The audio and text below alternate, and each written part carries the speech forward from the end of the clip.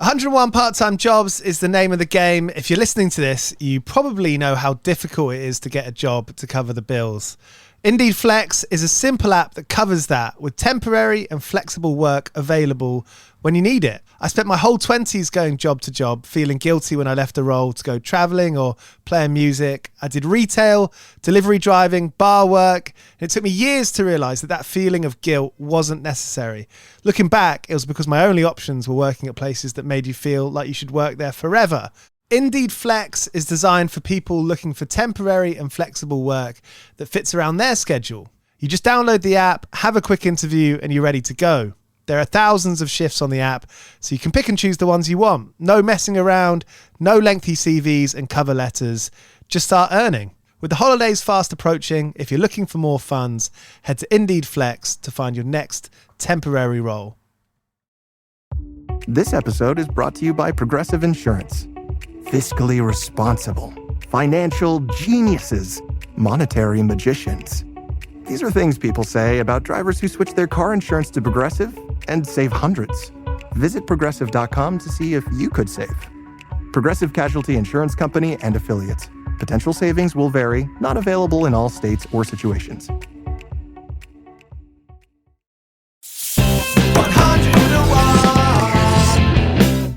You can't really tell the Los Campesinos story without talking about Cardiff. You've played in all these different venues, from Clubby for Back, from Spiller Records, all these, I imagine, different types of cafes and pubs.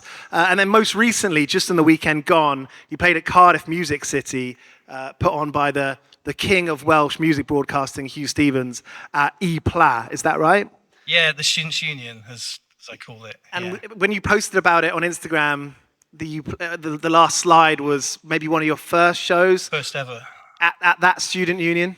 Yeah, we played our first ever show in May 2006, so coming up to 20 years.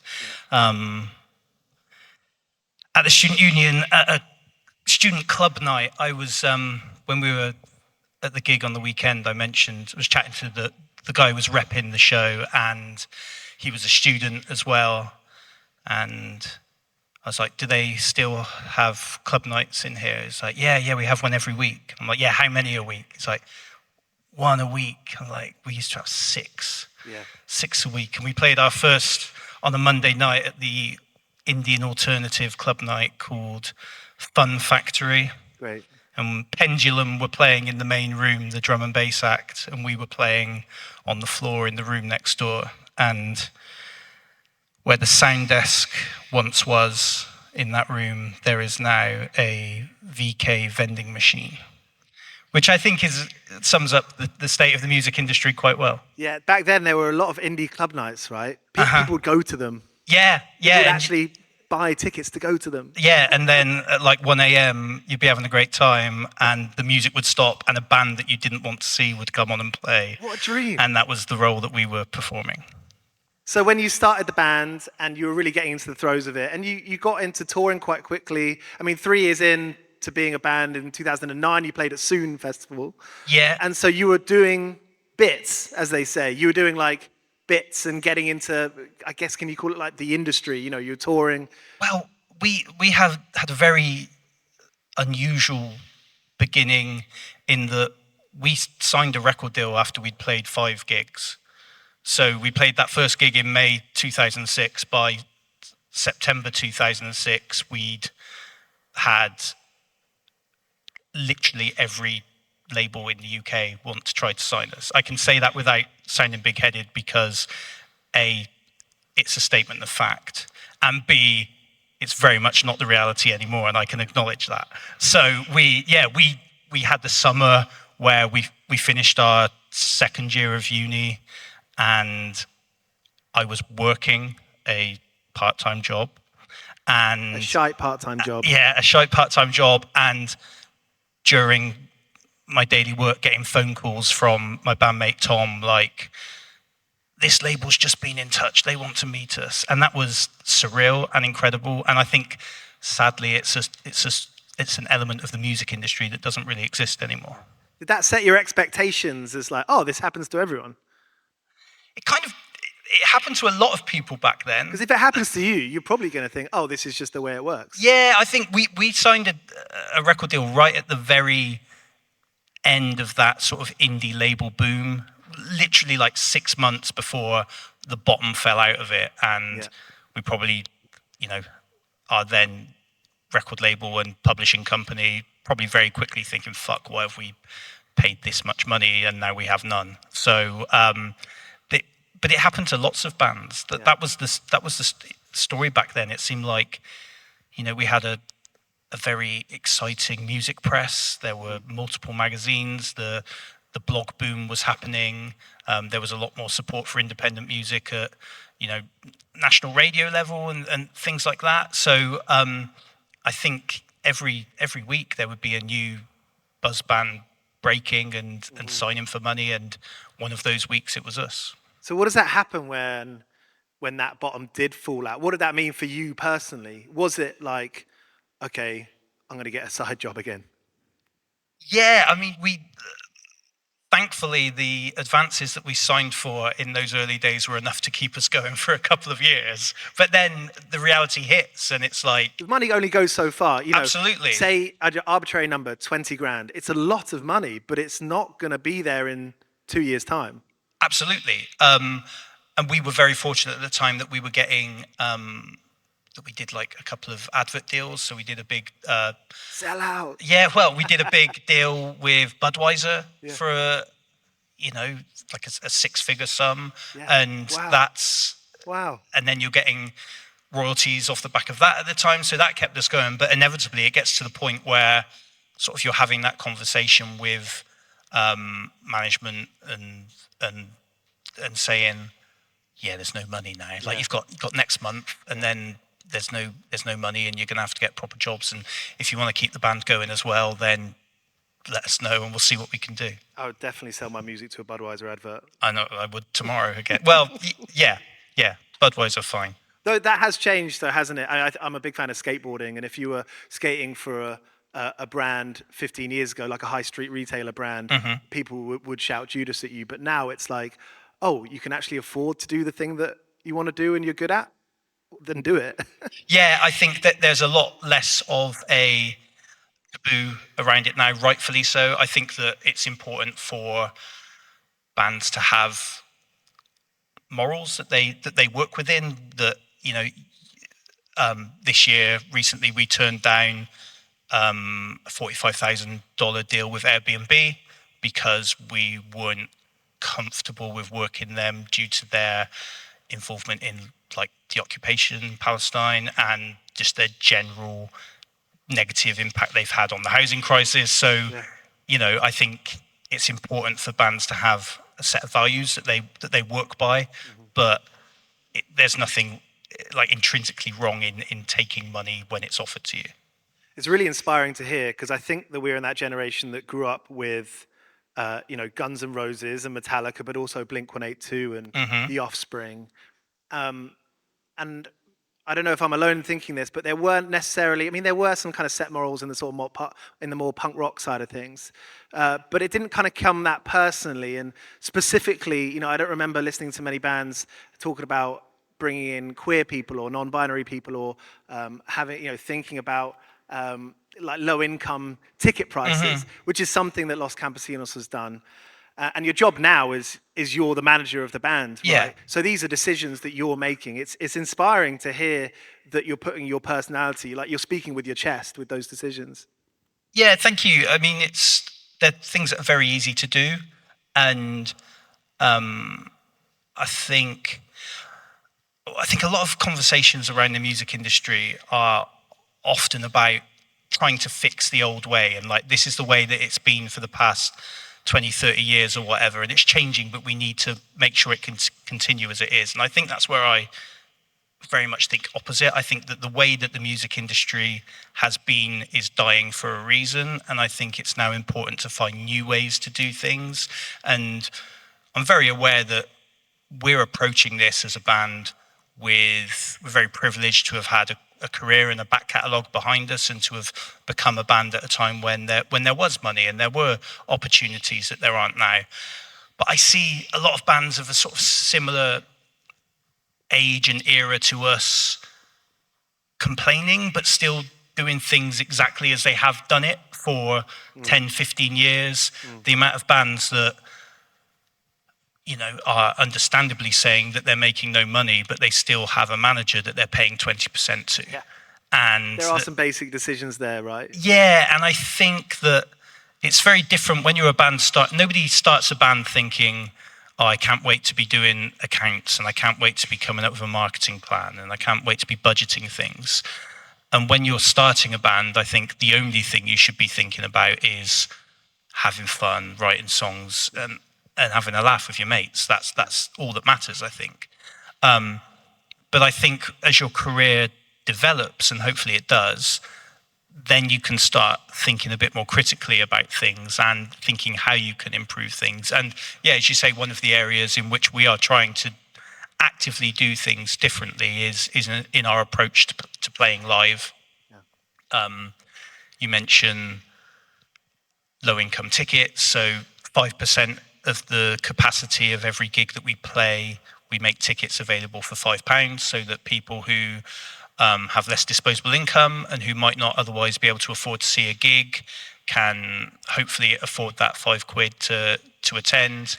We will only play venues that are accessible. There's still, unfortunately, so many venues where people who are less mobile are unable to attend. So we will only play accessible venues. We will only play venues that agree to having gender-neutral restroom facilities. And, we live in a country which is constantly attacking trans people. So I think that's a small thing that we can do to make things more comfortable for our trans and non-binary fans to come. We've not played a gig with an opening band that is all male for like 15 years. We always make sure that there's diversity in our lineups. Yeah. So these are all things that we do. And whenever I mention them, it feels like I'm being a dickhead about it, like, look at us. And whenever, people say, well done for doing it. But what I would much rather is that people look at other bands and think, well, why aren't you doing these things? Yeah. Like the low income ticket thing is so easy to do. People ask how, like, bands have been in touch and been like, how do you make this work? And in recent times, bands like La Dispute, Pup, Jeff Rosenstock, Claire Rousey have all been in touch and said, I'd like to do this. How do we do it? I explain it. And it's literally as simple as you go to your booking agent and you tell them that next time we play a gig, 5% of the capacity and you have to remember that they work for you. Yeah. So if it's something that you want them to do, it's their responsibility. Be polite about it, be nice about it, but it's their responsibility to make that happen. But there have also been bands that have got in touch, asked how it's done, and then not implemented it. Right. And the devil on my shoulder wants to say who those acts are, which 15 years ago, I absolutely would have. I would have come up on stage and just shouted those names out to start with, but I've matured a little. But I think that bands are beholden to... The music industry is shit for bands, but it's shit for fans as well because things are so expensive. And I do think bands could do a lot more to make what they're doing more accessible and more equitable. Definitely feels like being a fan, of which this show is about. I'm a fan. I'm making the show because I'm a fan. I want to know more. And I'm happy that other people also want to know more. And that's what makes the show what it is. But it does feel increasingly more like we have our own job as a fan, to talk to our friends and introduce people to bands is obviously a big one, but to talk about the morals and the ethics and say who you agree with and who you don't, and that's quite an important thing. Totally, and I think what you say about the job of a fan, if there is the best way to, as I sort of alluded, the print press is done for music, like for bands starting out. The Enemy doesn't exist anymore. When you and I were coming up on music, there were probably 5 or 6 different mags that stuck around for not very long, but existed and shouted about the sort of music that we're into and the sort of bands that we were in. That's done. Music websites aren't what they were. A lot of them still exist, but they're not covering music like they used to. They're primarily focusing on the sort of acts that they know are going to get them clicks and that are going to drive ad revenue. Yeah. Social. That's so bad for the whole. Oh, absolutely. For the whole ecosystem. Dry word to say, but for the whole kind of community, that's bad because it's just a bunch of clickbait shites that doesn't help anyone. Totally. Social media is just a right-wing playground, and the algorithm rules it, so you can't even rely on, when Twitter, Instagram, whatever first came to be, and you knew that if you put something on there, your fans would see it. There's not even that guarantee anymore. So what bands, the best way of bands reaching new fans is current fans telling their mates. It's as simple as that. And it's newsletters. They're coming back. Totally. The first tours we did, you'd have a sheet of paper on the merch desk, like, please write your email address to sign up. And now our primary means of communicating with fans is through a email newsletter. And, we've got like 30,000 subscribers on that, which is less people than we have on Instagram and Twitter. But, people are going to see it. They might delete it straight away. But it's getting to them. You can have personality in there. It's a deeper connection, right? And and I think that's what both artists and fans are wanting. Yeah. Sort of like Give me something real. I think so. Personality as well. Yeah, and because Twitter and Instagram and TikTok are just like bite-sized chunks that you're not necessarily speaking to fans. You're trying to impress the general populace, and so you're not necessarily able to give your true self. But like a newsletter with a comment section underneath is a way to engage with and respond to people, and to talk about the boring stuff that we kind of are now. Yeah. If you're trying to speak to everyone, you're speaking to no one.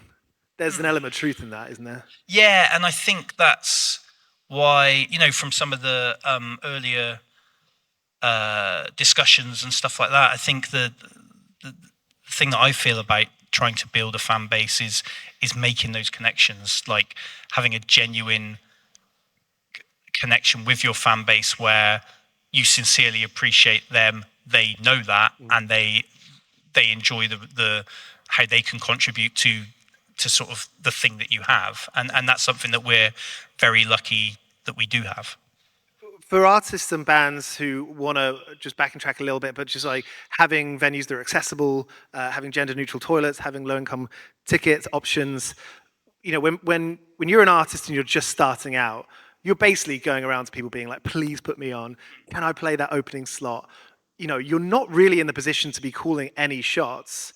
So I guess, you can only speak for yourself, but do you remember that period of like when, after, you got signed after a few shows, so maybe it happened quickly, but after a little while, that kind of, you're kind of begging, that's what all people do to start with. Can you give me a show?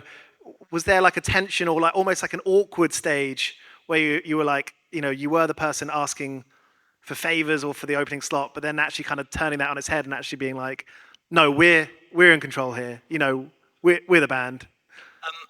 Well, just to go back on what you said about the things that we do with regards to accessibility, etc., and how that I've had people who are just starting bands sort of getting in touch and saying, I want to do this. And my answer is, you don't need to.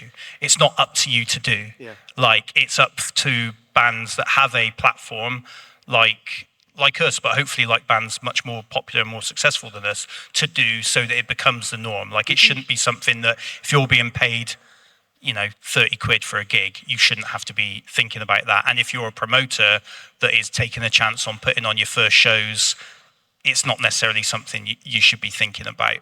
So I don't think that when you're starting a band, all you should be thinking about is those fun things that I said about before. And it puts the onus even more that on the headlining bands. Mm-hmm. It's like, this is why you need to do it, because you need other people to follow. Everyone needs you.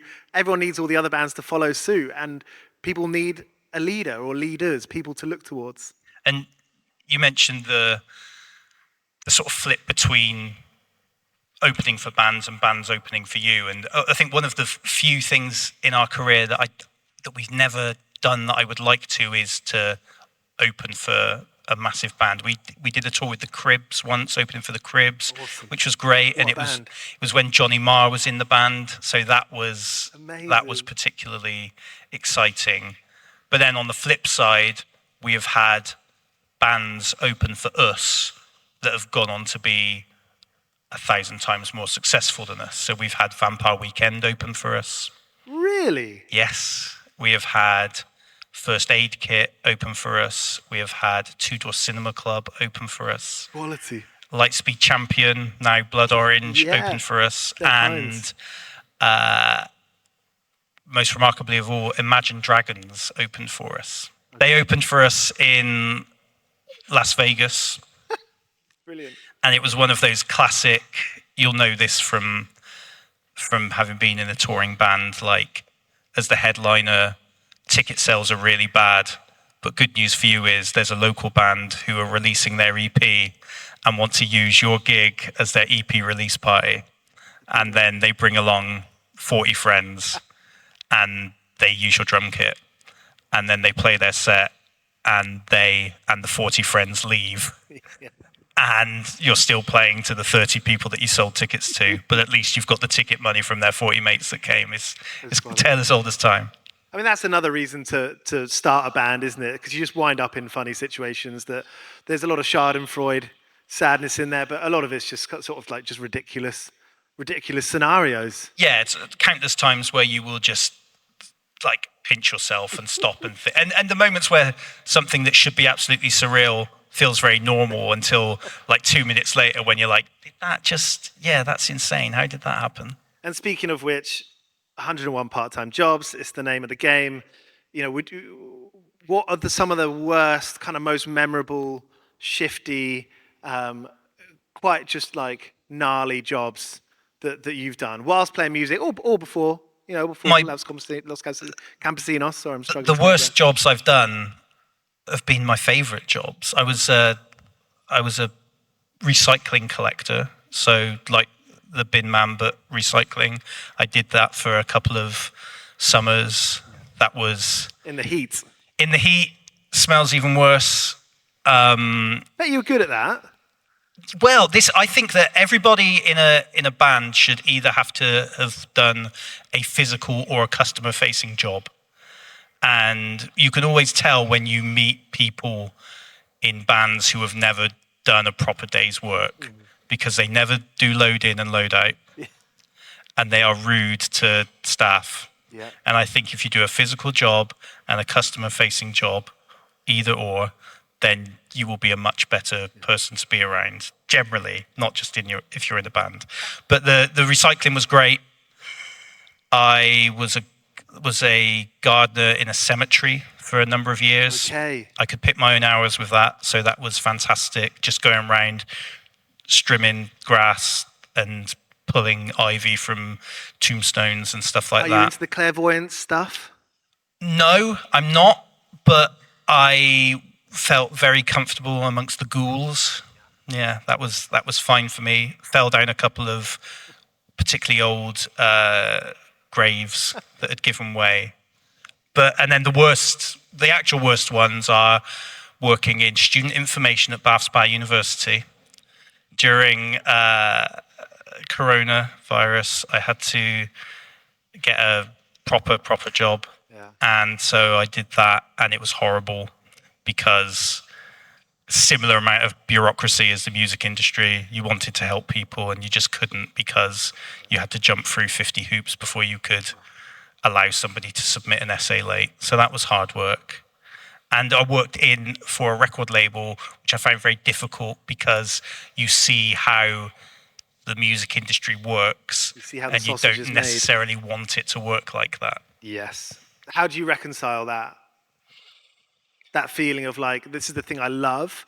I talked earlier about like how playing music with your mates is one of the best things you can do in your life. How do you reconcile that golden nugget of a feeling with the cold, hard, concrete BS of the day-to-day music industry? I think ultimately you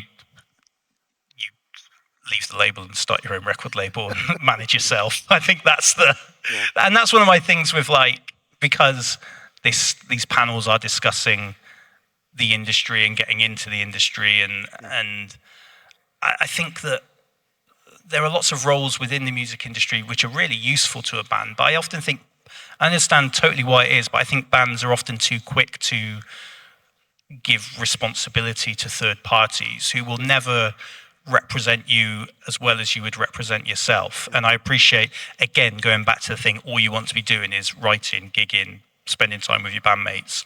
But I think the way that the music industry is changing, ultimately, I think there are too many roles within the music industry. I think a lot of them are designed to extract money from bands and take the wealth away from the people creating music. Like the amount of time bands will pay a PR £1,000 to send an email that the band has written themselves to a mailing list, and then get back to them and say, yeah, sorry, nobody's going to cover your band. Like that's the amount of times people will hire a radio plugger to, you know, to supposedly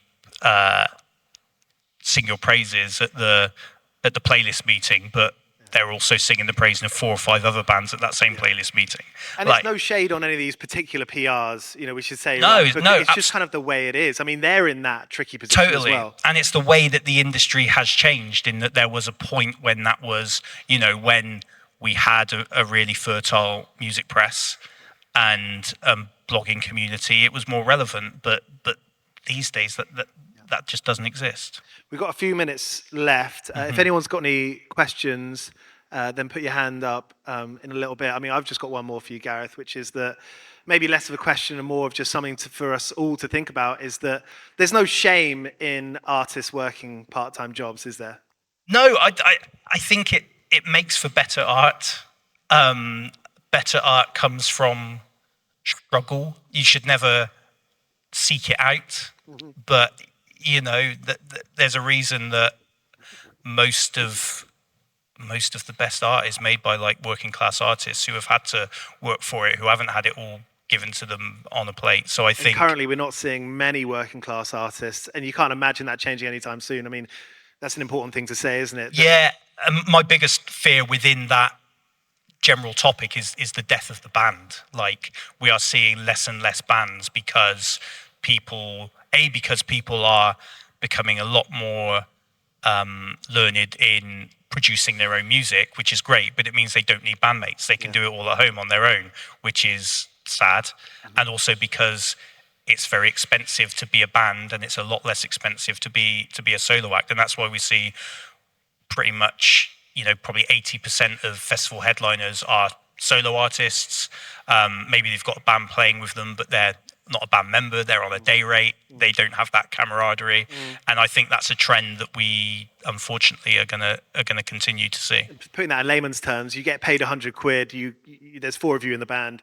If you're one person, you're getting that $100 bill.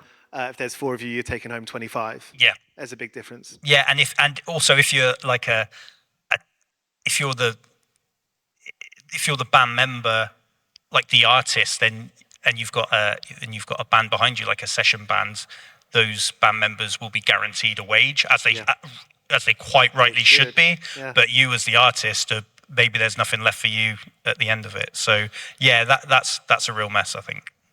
Have we got any questions just before we end? Here we go. Thought I covered everything. Hello. Hiya.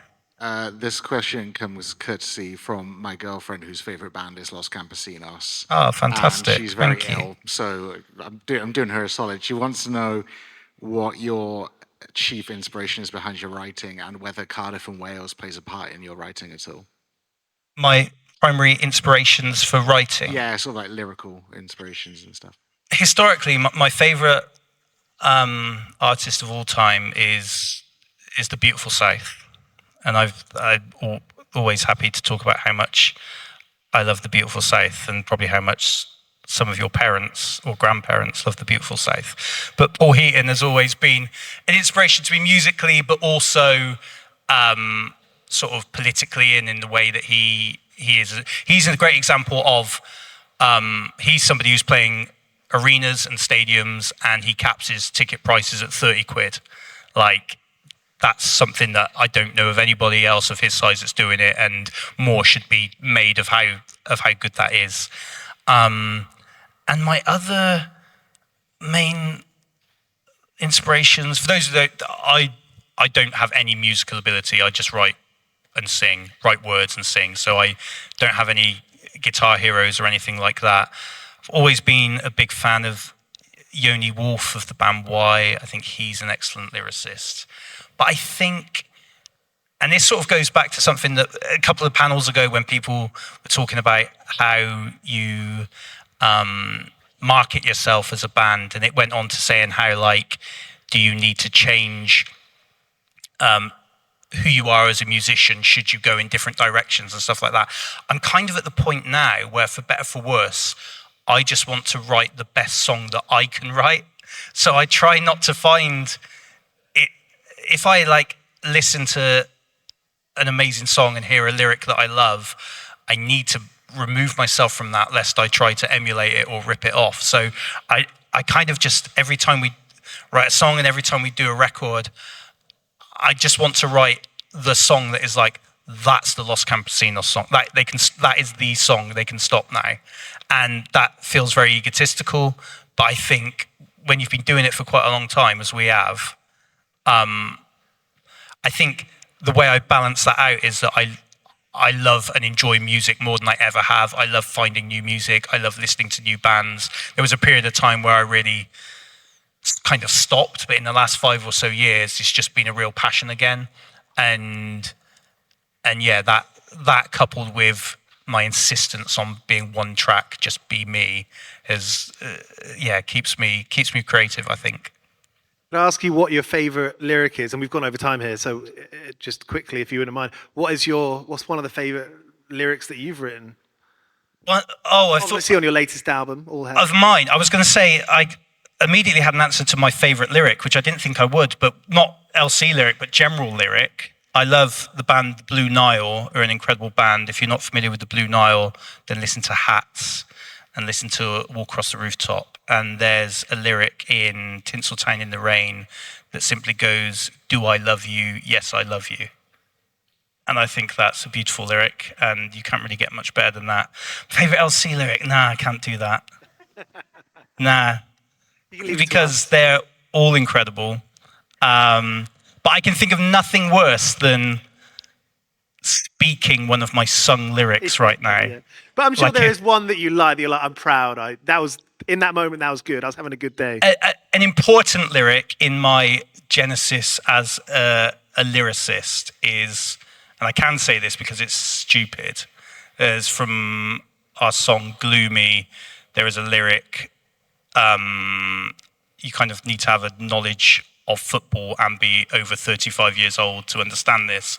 But people laugh, they will call it folly, but we connected like a Yeboah volley, referencing a goal that Tony Yeboah scored in 1996, I think.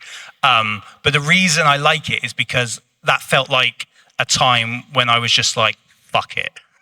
Just like, stop, just write whatever makes you smile and whatever you enjoy. And I think that's a lost art in songwriting. It's fine to be silly. Yeah. It's fine to have a joke. And to be specific. Sometimes, people have said this before, not the first person to say it, but it's like the more specific you are, the more universal it can be received. Yeah, like the people who, like the amount of over 35-year-old men in football shirts at our gigs is testament to how worthwhile that lyric was.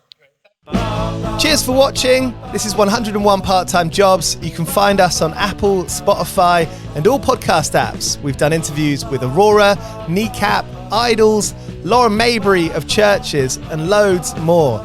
So tap into 101 Part-Time Jobs on Spotify, Apple, and all podcast apps. Welcome along to 101 Part-Time Jobs. Every single one of our episodes is available ad-free at our Patreon, patreon.com/101 Part-Time Jobs. I know that there are all these messages trying to sell you things that you may or may not want. So for £4 a month, that's around $5.50 US.